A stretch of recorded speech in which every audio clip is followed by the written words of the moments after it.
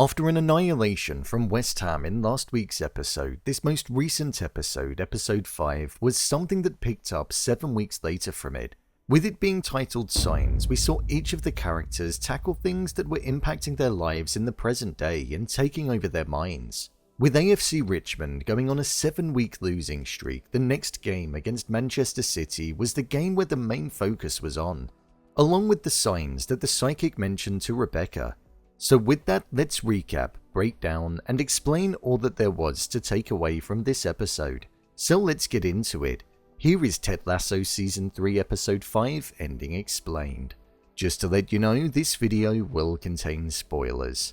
As we embarked onto the ending of the episode, we saw that AFC Richmond had suffered another defeat, but this one was at the hands of Manchester City, and they were now in their 8th week of losing. With Zava going missing before the game, it was inevitable that the team were going to lose that match. The episode started with Zava looking as though he was questioning his place in the club, but unlike what I originally thought would happen, which would have been him going to another team, we saw that he actually retired from football.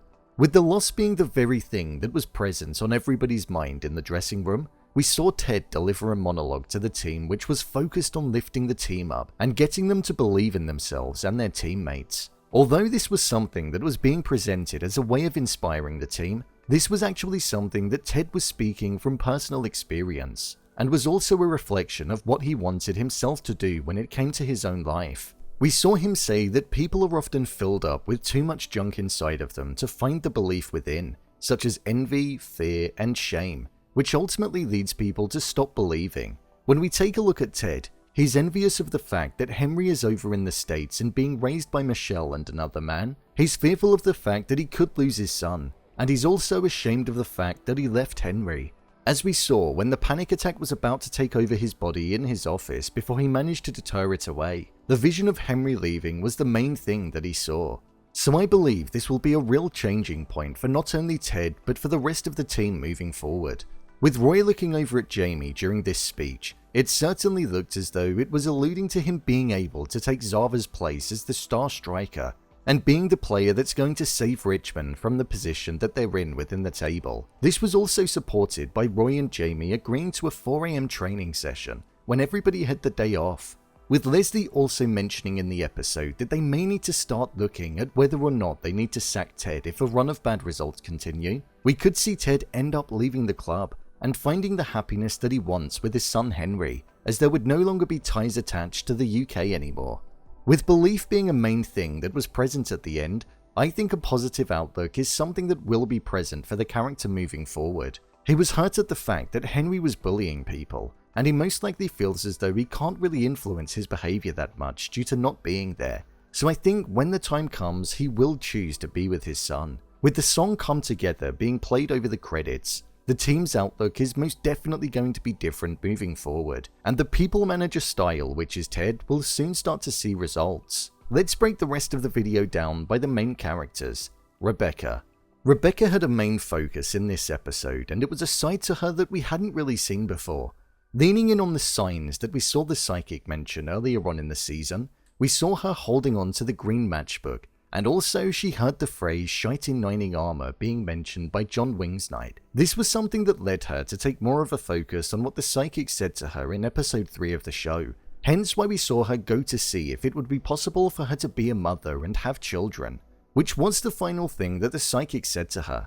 However, it was when she was there we saw the sad side to her, the fact that she was alone. She was looking around the room at all of the couples that were sitting there, and she was looking down at the form where she had to fill out an emergency contact, and she realized she didn't know who to put, as she felt as though she had nobody. Even right at the end when she phoned Keeley, she wasn't there to be by her side when she needed her most. We did see that Rebecca got the news that she wasn't able to have children, so I do wonder if that disproves the psychic in one sense, but I suppose it could be something else.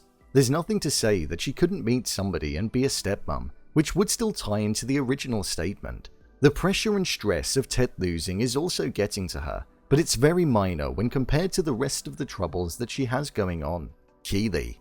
Keeley had a very interesting journey in this episode. We saw that she had to fire Shandy due to the fact that she was losing her clients and ruining relationships, and to be honest, I'm glad that she did.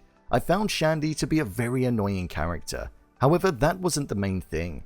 The main thing was the fact that she ended up being intimate with Jack Danvers, something which it felt like was definitely brewing as the episode went on. There were definite signs of flirting and an over-friendly nature.